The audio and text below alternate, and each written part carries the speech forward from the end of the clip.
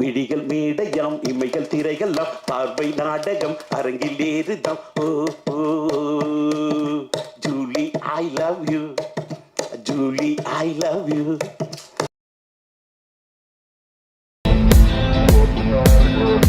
Hi, this is Minna. Like, share, subscribe. News 10 Tamil. அடுத்து நாம் பேச அழைக்கிறோம். மயில் ஆடும் துறையிலிருந்து வந்த பாடும் குயில் இவர். அடுக்கு மொழி பேச்சுக்கு தமிழ்நாட்டின் ஒரே அத்தாரிட்டி இவர். சினிமாவின் அத்தனை துறையிலும் அண்ணாந்து பார்க்க வைத்தவர். தொடாத துறைகள் இல்லை, பெறாத வெற்றியும் இல்லை. இயக்கிய படங்கள் ஹிட்டு, அவர் போட்ட மெட்டுக்கள் ஃபிட்டு. உஷாவின் உறவை காக்கும் கிளி, சிம்பு என்ற சிங்கத்தின் மொழி. தமிழ் மொழியை காலமெல்லாம் கடல் அளவு காதலிக்கும் இந்த மனிதர் நான் கடைசி வரை தமிழன் படத்திற்கு பாடலும் இசையும் கொடுத்திருப்பது எங்களுக்கும் பெருமை. திரையின் உயரம், தமிழ் சினிமாவின் சிகரம் திரு TR அவர்களை உங்கள் முன் பேச அழைக்கிறோம்.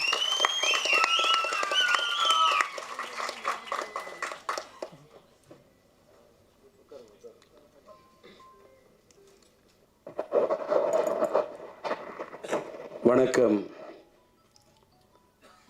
தமிழுக்கு வணக்கம், தாய் மண்ணுக்கு வணக்கம், பாரத தேசத்துக்கு வணக்கம். நான் கடைசி வரை தமிழன் என்று படத்துக்கு இறைவனை நம்பி பூஜை செய்து படத்தினுடைய பெயரை தலைப்பு வெளியீட்டு விழா என்று விழாவிற்கு ஒரு பெயர் வைத்து இந்த படத்தை ஏறத்தாழ 163 மொழிகளில் உருவாக்குவேன் என்று ஒரு கங்கணம் கட்டிக்கொண்டு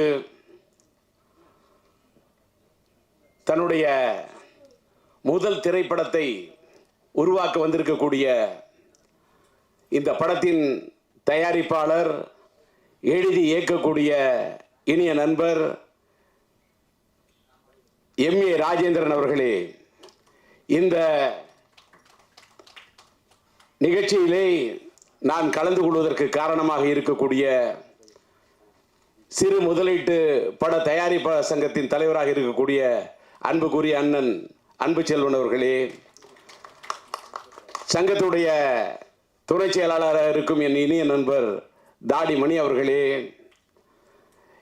இந்த படத்திலே நான் பணியாற்றுவதற்கு ஒரு காரணமாக இருக்கக்கூடிய என்னுடைய ஒருங்கிணைந்த தஞ்சை மாவட்டத்தை சார்ந்த தெரங்கம்பாடி நண்பர் நித்யானந்தம் படத்தினுடைய தயாரிப்பாளரும் இயக்குனரும் நடிகரும் ஆகிய நடராஜன் அவர்களே, மற்றும் எனக்கு முன்னால் இங்கே உரையாற்றி அமர்ந்திருக்கக்கூடிய குழந்தைகள் முதல் பெரியவர்கள் வரை அனைவர் நெஞ்சத்திலும் தன்னுடைய கொஞ்சம் தமிழால் இடம் பிடித்த இமான் அண்ணாச்சி அவர்களே, மற்றும் எனக்கு முன்னால் உரையாற்றி அமர்ந்திருக்கக்கூடிய தொழிலதிபர் சரவணன் அவர்களே, நடிகர் நிர்மல் அவர்களே, ஜெய்பாபு அவர்களே, இந்த படத்தினுடைய பொதுஜன தொடர்பாளர் மக்கள் தொடர்பு பணியாற்றி கொண்டிருக்கக்கூடிய வேலு அவர்களே, வரவேற்புரையை ஆற்றி அமர்ந்திருக்கக்கூடிய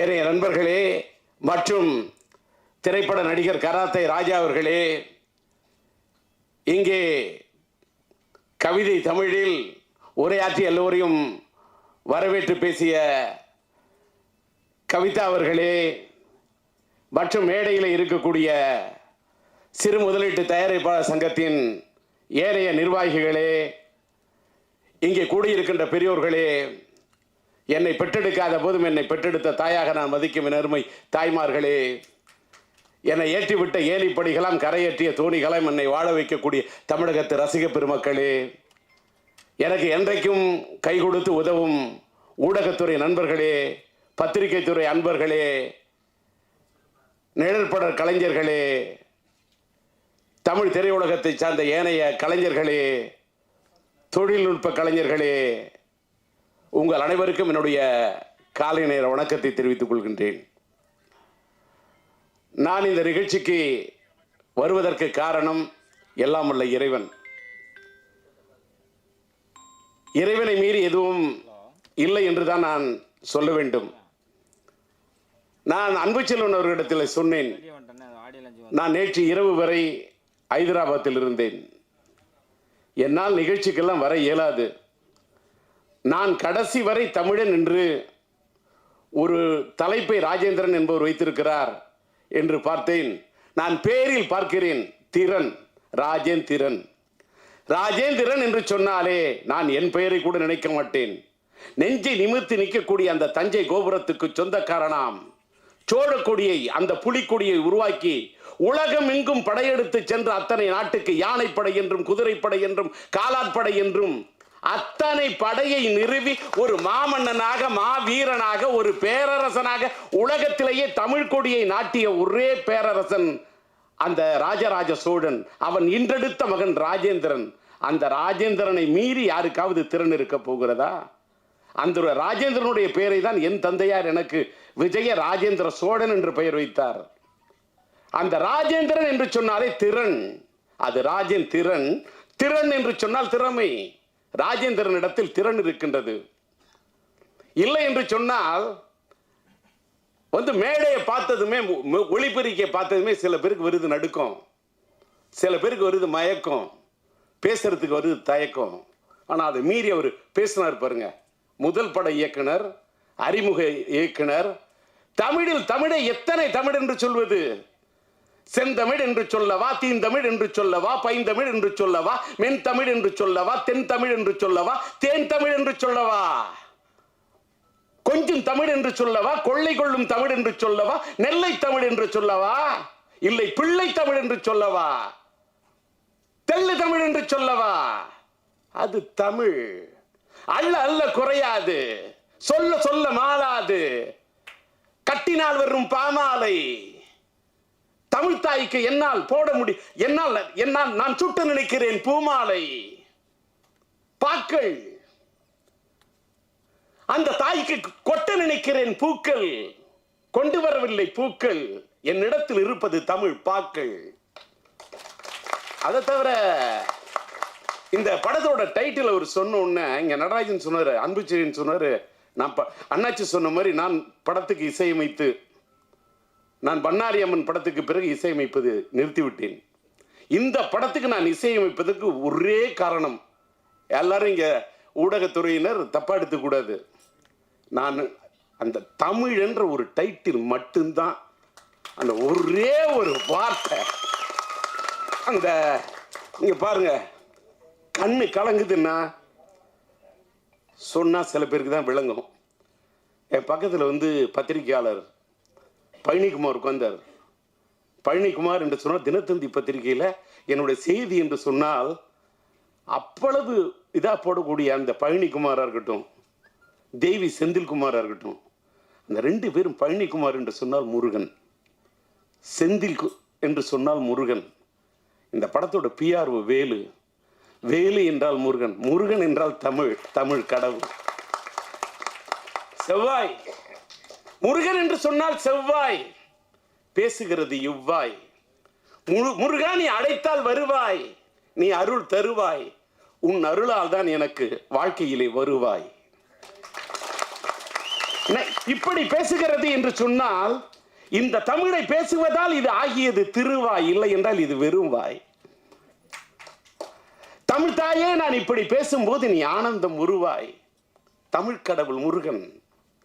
வேலுடையோனே, விடையுடையோனே, கோலுடையோனே, குன்றுடையோனே, மயிலுடையோனே, மலையுடையோனே, மதியுடையோனே, மணியுடையோனே, உடையுடையோனே, ஆறு முகமுடையோனே, ஏறு நடையுடையோனே, தமிழ் மடையுடையோனே, தெய்வாம்சம் நிறைந்தோனே, தெய்வானையை மணந்தோனே, அள்ளி மனம் கொடுத்தோனே, வள்ளிக்கரம் பிடித்தோனே, சேவற்கொடி வடித்தோனே, காதற்கவி படித்தோனே, பன்முகனே, நன்முகனே, இன்முகனே, சண்முகனே, அப்பா முருகா, முத்து குமரா. நான் இப்படிதான் முருகனை டெய்லி அழைக்கிறது இங்கே அழைச்சிட்டேன். நான் முருகனை கூப்பிடும் போது இப்படிதான் சந்தத்தோடு கூப்பிடுவேன், சந்தத்தோடு கூப்பிடுவேன், சொந்தத்தோடு கூப்பிடுவேன். நான் இது இன்னைக்கு இந்த நாள் என்னோட வாழ்க்கையில் ஒரு முக்கியமான நாள்.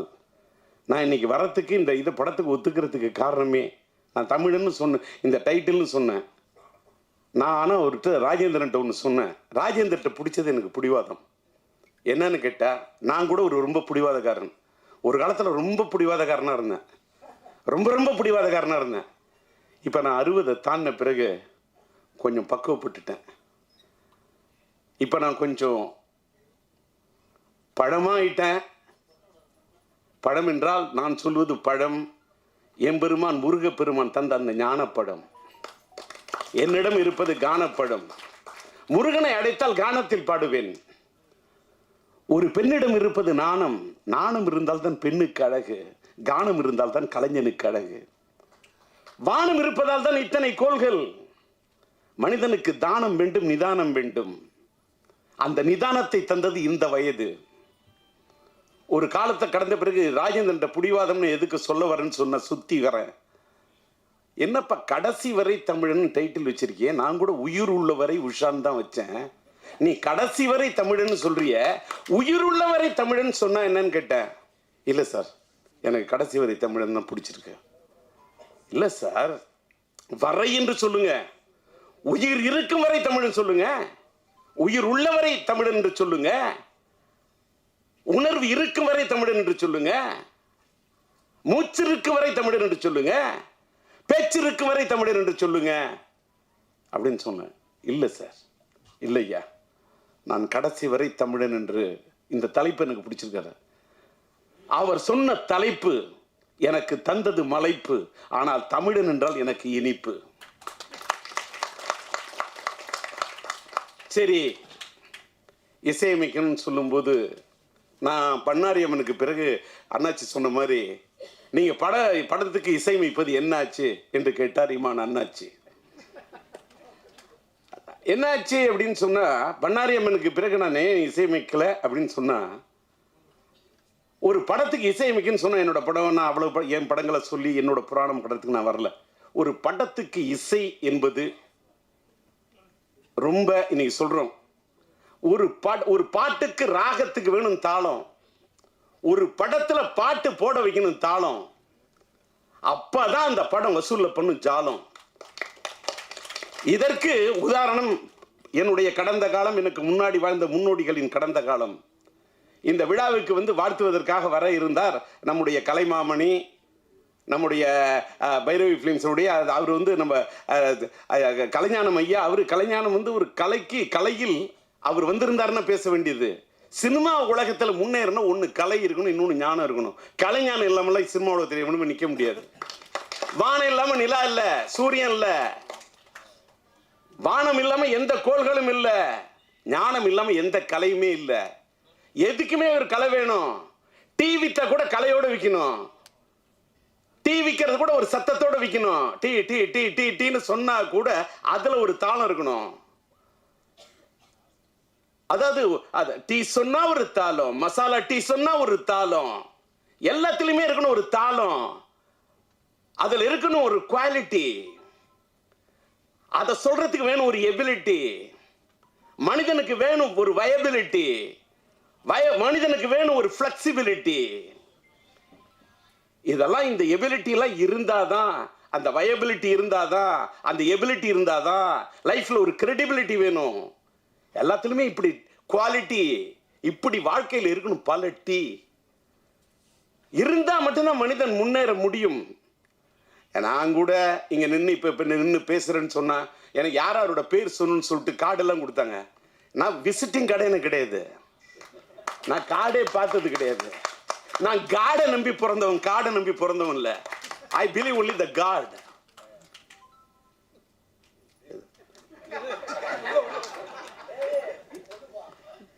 என்ன ஒருவேளை ஏதாவது குறிப்பிட்ட நேரத்துக்குள்ள முடியணும், அடுத்தது ஏதாவது நிகழ்ச்சி இருக்கு, சீக்கிரமே முடிச்சிருங்க நிகழ்ச்சி, அப்பதான் எனக்கு மகிழ்ச்சின்னு நம்மளுடைய பிஆர்ஓ சொல்றாரான்னு பார்த்துக்கிட்டேன்.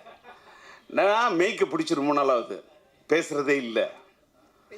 என்ன எனக்கு ஒரு அங்கேருந்து ஒரு படத்தை நான் கடைசி வரை தமிழன் ஒரு டைட்டில் வச்சுட்டார். ஒரு படம் எடுக்கிறாரு 163 மொழியில். இவர் என்ன எடுப்பாரு, என்ன செய்வாரு எனக்கு தெரியாது சார். ஆனா அவர்கிட்ட பேசின 4 வரியில இந்த மனிதன்ட்ட ஒரு புடிவாதம் இருக்கு. காலம் எல்லோரையும் என்னையும் சேர்த்து உங்களையும் சேர்த்து எல்லோரையும் காலம் எல்லோரையும் அவ்வப்போது பார்த்து கொண்டிருக்கிறது பதம். அது கால நேரம் பார்த்து மனிதனை செய்துவிடும் வதம். இந்த உலகத்தில் யாருக்கும் எதுவும் இல்லை சாசுவதம். இதுதான் என் வாழ்க்கையில் நான் கத்துக்கிட்டது. மனிதன் இந்த உலகத்துல உயிர் எதுவுமே நமக்கு இல்லை, நிரந்தரம்.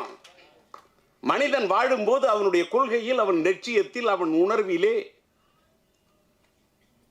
இருக்க வேண்டும் ஒரு தரம். அது மட்டும்தான் நமக்கு நிரந்தரம். எங்க ஒரு நண்பர் நிர்மல் சொல்றாரு, டிஆர் வந்து இதுல வரும்போது தாளம் போட்டு தான் ட்ரெயின்ல வருவாருன்னு. உண்மையிலே எனக்கு என்னால இந்த தாளம் போடாம இருக்கவே முடியாது. எங்க வீட்டுல கூட யாரு இருக்காங்களோ இல்லையோ, என் கூட வாழற இந்த தாளம் தான். அந்த ஏதோ ஒரு தாளத்துல, ஒரு ஏக தாளத்துல தட்டிக்கிட்டே தான் இருப்பேன். எதை சொன்னாலும் தட்டிக்கிட்டு தான் இருப்பேன். எனக்கு என்ன வேணாலும் நான் மேஜையில தட்டிக்கிட்டு தான் இருப்பேன். டிஃப்ரெண்ட் தாளம் போட்டுக்கிட்டே இருப்பேன். இதில் என்ன ஒரு வேடிக்கைன்னா சொல்லக்கூடாது, நான் ஸ்கூலில் படிக்கும்போது ஏன்டா எப்போ பார்த்தாலும் தாளம் போட்டுக்கிட்டு இருக்க அப்படின்னு சொல்லிட்டு வாத்தியார் சொன்னார், சோத்துக்கு தாளம் போட போகிறாரு அப்படின்னு வாத்தியார் சொன்னார். அப்போ நான் எழுந்துச்சு நான் சொன்னேன், நான் சோத்துக்கு தாளம் போட மாட்டேன் சார், நான் போடக்கூடிய தாளம் தான் எனக்கு சோறே போடும் சார். இந்த தாளம் எனக்கு கொடுத்தது சோறு, இந்த தாளம் எனக்கு கொடுத்தது பேரு, அதுதான் வாங்கி தந்தது இந்த பேரு டி யாரு. தமிழிலே அகநானூறு புறநானூறு இந்த தமிழுக்கென்று உண்டு ஒரு அழியாத வரலாறு. நான் இங்கிலீஷ்ல நான் எம்ஏ படித்தேன், நான் எம்ஏசிடி படித்தேன், நான் பிஹெச்டி கூட முடிக்க வேண்டியது டாக்டரேட் பட்டம் வாங்குறதுக்கு. எனக்கு கௌரவ பட்டம் கொடுக்கணும் எத்தனையோ பட்டம், நான் எத்தனையோ பல்கலைக்கழகம், நான் கௌரவ பட்டம் டாக்டர் பட்டம் படித்து ஆராய்ச்சி பண்ணி டாக்டர் பட்டம் வாங்கணும். நான் ஜோதிடத்தை பற்றி கூட ஆராய்ச்சி பண்ணி இங்கே சொன்னாங்க. அண்ணாச்சி சொன்னார், எனக்கெல்லாம் எந்த ஸ்டார் பட்டமும் வேணாங்க, நான் எந்த ஸ்டாரையும் நம்புறதே கிடையாது.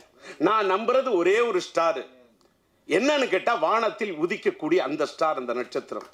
அந்த ஸ்டார் இல்லாம உலகத்துல யாருமே பிறக்க முடியாது. 27 ஸ்டார், 27 நட்சத்திரம், 12 கட்டம், 9 கிரகம், சூரியன், சந்திரன், செவ்வாய், புதன், வியாழன், வெள்ளி, சனி, ராகு, கேது, 9 கிரகம், நவ கிரகம். மேஷம், ரிஷபம், மிதுனம், கடகம், சிம்மம், கன்னி, துலாம், விருச்சிகம், தனுசு, மகரம், கும்பம், மீனம், 12 ராசி. இந்த 12 ராசியை வகுப்பது எது? லக்னத்துக்கும் சரி எதற்கும் சரி அந்த நட்சத்திரம் 27 நட்சத்திரம். அந்த 27 நட்சத்திரம், அந்த நட்சத்திரம் என்ன?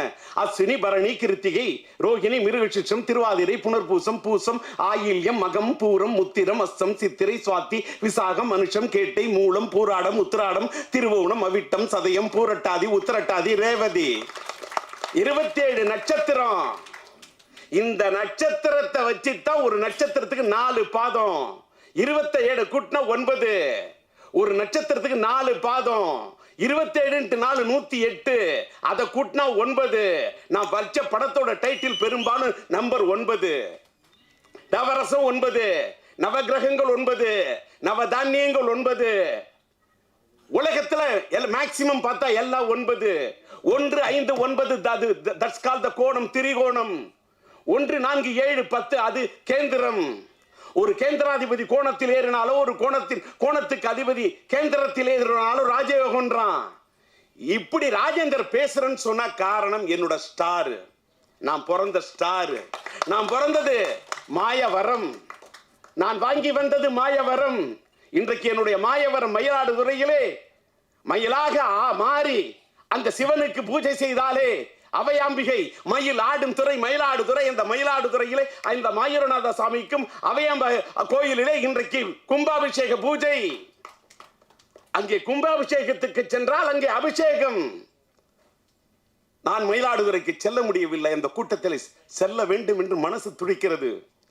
காலையிலிருந்து அப்படியே உள்ளம் பெருங்கோயில், ஊனுடம்பு ஆலயம், வள்ளல் பிரானாருக்கு வாய் கோபுர வாசல், தெல்ல தெளிந்தோருக்கு சீவனை சிவலிங்கம், கள்ள புலனைந்தும் காளாமணி ஒளி விளக்கே என்று திருமூலர் பாடிய பாட்டுக்கு ஏற்ப உள்ளத்தை கோவிலாக்கி அந்த கண்களிலே, அந்த மணக்கண்ணிலே மயிலாடுதுறையிலே நடக்கும் அந்த கும்பாபிஷேக காட்சியை பார்த்துவிட்டு ஆனந்த கண்ணீர் வடித்து அபிஷேகத்திலே நனைந்துவிட்டு இங்கே நான் கடைசி வரை தமிழன் என்று இந்த தமிழ் தாய்க்கு அபிஷேகம் செய்ய வந்திருக்கின்றேனே. ஆனந்த கண்ணீரிலே நீராட்டினேன். அந்த தமிழ் தாய்க்கு தாளாட்டினேன். அந்த தமிழ் தாயை பாராட்டினேன். நான் எவ்வளவு படத்துக்கு இசையமைச்சிட்டு ஏன் நிறுத்துறேன்னு கேட்டா, படத்துல ஒரு சிச்சுவேஷனே இல்லாம பாட்டு.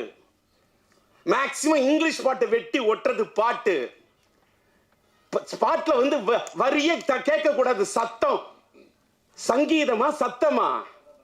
அப்ப சாகித்யம்னா என்ன, சங்கீதம்னா என்ன? என்ன தாளம் போட்டாலும் என்ன பாட்டு பாடினாலும் அங்க அந்த தாளத்தை மீறி அந்த ராகத்தில் இருக்கக்கூடிய அந்த சாகித்யம் வெளியில வரணும். வாசம் இல்லா மலருது வசந்தத்தை தேடுது, வைகை இல்லா மதுரை இது மீனாட்சியை தேடுது. ஏதேதோ ராகம் என்னாடும் பாடும் அடையாதார் வாசல் தலை வைத்து ஓடும் இது தமிழ். மாதங்களை என்ன 12 வரலாம் உனக்கே நாசை மேலொன்று கூட்ட, மாது தன்னை அறிய கண்ணிரண்டும் பொய்யே உனக்கே நாசை உறவென்று நாட. இதான் ஒருதலை ராகம் பாட்டு. ஆமா, இவர் ஒருதலை பெரிய பாட்டு போட்டாரு. என்னை யாரு பாராட்டுறதை பத்தி நான் நினைச்சு பாட்டு போடல. எனக்கு தெரிஞ்சதை போட்டுன்னு மட்டும் இல்லை, என்னை யாரு பாராட்டுறாங்களோ இல்லையோ எல்லாரும் பாராட்டி அந்த ரசிப்பில் ஆஹா நம்மளை அவங்க பாராட்டிட்டாரு, இவரு பாராட்டிட்டாரு. நான் நினைச்சதே கிடையாது.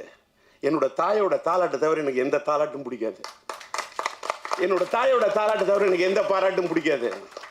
ஏன் சிறு முதலீட்டு தயாரிப்பாளர் அன்பு செல்வன் சொன்னு வரேன். பெரிய பெரிய கோடீஸ்வரன் விட்டு படத்துக்கெல்லாம் போக மாட்டேன். பெரிய பெரிய தயாரிப்பாளர் விட்டு வாசலில் போய் நிற்க மாட்டேன்.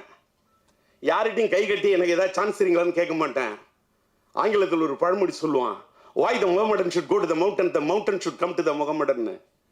சிச்சுவேஷனே இல்லாமல் பாடக்கூடிய இந்த உலகத்தில், பாட்டு போடக்கூடிய உலகத்தில் எனக்கு வந்து பூக்களை பறிக்காதல்னு ஒரு படம். நான் அன்னைக்கு சொல்ல கொஞ்சம் சினிமாவில் நல்ல ஓரளவுக்கு பேரும் புகழோட கொஞ்சம் நல்ல உயரமான இடத்துல நல்ல சம்பளம் வாங்கிக்கிட்டு கோடிக்கணக்கில் சம்பாதிச்சிட்டு இருக்கேன். அப்பயே நான் சொல்கிறது. அப்போ பூக்களை பறிக்காதுன்னு ஒரு படத்துக்கு மியூசிக் இசையமைக்கணும் அப்படின்னு மறைந்து விட்ட இயக்குனர் வேந்தம்பட்டி அழகப்பன், அவரோட படம் எனக்கு பிடிக்கும். ராமாயி வயசுக்கு வந்துட்டான்றது தான் அவரோட படம். அதில் தான் இந்த நம்ம மேனகா மேடம் நடிச்சிருப்பாங்க. இந்த காலத்தில் உள்ளவங்களுக்கு தெரியுமா தெரியாது, கீர்த்தி சுரேஷோட மதர் மேனகா அம்மா, அவங்க நடித்த படம் ராமாயி வயசுக்கு வந்துட்டா. அந்த படத்தோட இயக்குனர் அவர் வந்தார். வந்து படத்துக்கு நீங்கள் இசையமைக்கணுன்னாரு, பாடல்கள் எழுதி இசையமைக்கணும் அப்படின்னாரு. இல்லை சார், நான் வெளி படங்கள்ல மியூசிக் அமைக்கிறல, கிளிஞ்சல் படத்துக்கு நீங்கள் பண்ணீங்களே, கிளிஞ்சல்கள் படத்தில் எனக்கு சிச்சுவேஷனை இயக்குனர் துரை சார் நீ பிரமாதமாக டிஸ்கஷன் பண்ணி இந்த சிச்சுவேஷன் இப்படி வச்சுக்க அப்படி வச்சுக்க அப்படின்னு சொல்லுவார். சிச்சுவேஷன் சொல்லி உங்களோட லிரிக்கு வர்ற மாதிரி பாட்டு போடுங்க டிஆர்னு சொல்லுவார். அதில் போட்டிருப்பேன், விடிகள் மேடையாம் இமைகள் திரைகளாம் பார்வை நாடகம் அரங்கில் ஏறுதான். அந்த பாட்டெல்லாம் அவர் எனக்கு கொடுத்த அந்த ஃப்ரீடம் எப்படி வாழ்க்கையில் மறக்க முடியுமா? விடிகள் மேடையாம் இமைகள் தீரைகளாம் பார்வை நாடகம் அரங்கில் ஏறுதம். Oh oh Julie I love you, Julie I love you. விடிகள் மேடையாம் இமைகள் தீரைகளாம் பார்வை நாடகம் அரங்கில் ஏறுதம். Oh oh Julie I love you, Julie I love you, Julie I love you, Julie I love. அப்படி தட்டுறேன். இந்த படத்தை ஒரு பக்கத்தில் இருந்து கேட்டுட்டு, இந்த படத்தை மலையாளத்தில் பண்ண முடியுமா, இதை மலையாளத்தில் இந்த படத்துக்கு இசையமைக்க முடியுமா அப்படின்னு கேட்டார். நம்புவீங்களா? Malayalam sold out. அந்த படம் மலையாளத்தில் பண்ணேன்.